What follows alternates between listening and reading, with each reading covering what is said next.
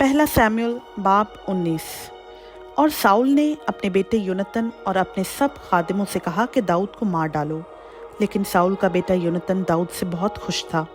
सो योनतन ने दाऊद से कहा, मेरा बाप तेरे कत्ल की फिक्र में है, इसलिए तू सुबह को अपना ख्याल रखना और किसी पोशीदा जगह में छुपे रहना, और मैं बाहर जाकर उस मैदान में जहाँ तू होगा अपने बाप के पास खड़ा हूँगा और अपने बाप से तेरी बाबत गुफ्तगू करूँगा, और अगर मुझे कुछ मालूम हो जाए तो तुझे बता दूंगा। और योनतन ने अपने बाप साउल से दाऊद की तारीफ की और कहा कि बादशाह अपने खादिम दाऊद से बदी ना करे, क्योंकि उसने तेरा कुछ गुनाह नहीं किया, बल्कि तेरे लिए उसके काम बहुत अच्छे रहे हैं, क्योंकि उसने अपनी जान हथेली पर रखी और उस फिलिस्ती को कत्ल किया, और खुदावंद ने सब इसराइलियों के लिए बड़ी फतह कराई। तूने ये देखा और खुश हुआ, बस तू किस लिए दाऊद को बेसबब कत्ल करके बेगुनाह के खून का मुजरिम बनना चाहता है? और साउल ने योनतन की बात सुनी, और साउल ने कसम खाकर कहा कि खुदावंद की हयात की कसम है, वो मारा नहीं जाएगा।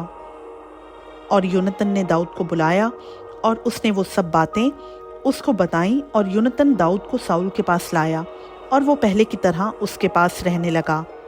और फिर जंग हुई, और दाऊद निकला और फिलिस्तियों से लड़ा और बड़ी खून रेसी के साथ उनको कत्ल किया, और वो उसके सामने से भागे। और खुदावंद की तरफ से एक बुरी रूह साउल पर जब वो अपने घर में अपना भाला अपने हाथ में लिए बैठा था चढ़ी, और दाऊद हाथ से बचा रहा था। और साउल ने चाहा कि दाऊद को दीवार के साथ भाले से छेद दे, पर वो साउल के आगे से हट गया और भाला दीवार में जा घुसा, और दाऊद भागा और उस रात बच गया। और साउल ने दाऊद के घर पर कासिद भेजे कि उसकी ताक में रहें और सुबह को उसे मार डालें। सो दाऊद की बीवी मेकल ने उससे कहा, अगर आज की रात तू अपनी जान ना बचाए तो कल मारा जाएगा। और मेकल ने दाऊद को खिड़की से उतार दिया, सो वो चल दिया और भागकर बच गया। और मेकल ने एक बुत को लेकर पलंग पर लिटा दिया, और बकरियों के बाल का तकिया सरहाने रखकर उसे कपड़ों से ढांक दिया। और जब साउल ने दाऊद के पकड़ने को कासिद भेजे तो वो कहने लगी कि वो बीमार है। और साउल ने हरकारों को भेजा कि दाऊद को देखें, और कहा कि उसे पलंग समेत मेरे पास लाओ कि मैं उसे कत्ल करूं। और जब वो कासिद अंदर आए तो देखा कि पलंग पर बुत पड़ा है, और उसके सरहाने बकरियों के बाल का तकिया है। तब साउल ने मीकल से कहा कि तूने मुझसे क्यों ऐसी दगा की और मेरे दुश्मन को ऐसा जाने दिया कि वो बच निकला। मीकल ने साउल को जवाब दिया कि वो मुझसे कहने लगा, मुझे जाने दे, मैं क्यों तुझे मार डालूं। और दाऊद भागकर बच निकला, और रामा में सैमुएल के पास आकर जो कुछ साउल ने उससे किया था सब उसको बताया। तब वो और सैमुएल दोनों न्योत में जाकर रहने लगे। और साउल को खबर मिली कि दाऊद रामा के बीच न्योत में है, और साउल ने दाऊद को पकड़ने को कासिद भेजे।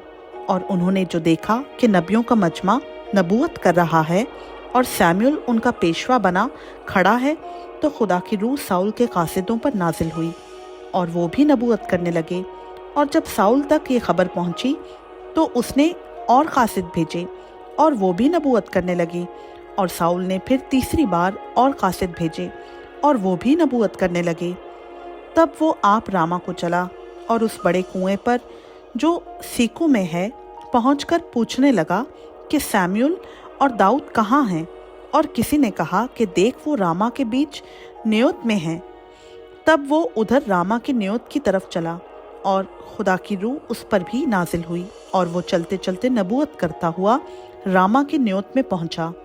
और उसने भी अपने कपड़े उतारे, और वो भी सैमुएल के आगे नबूवत करने लगा, और उस सारे दिन और सारी रात नंगा पड़ा रहा।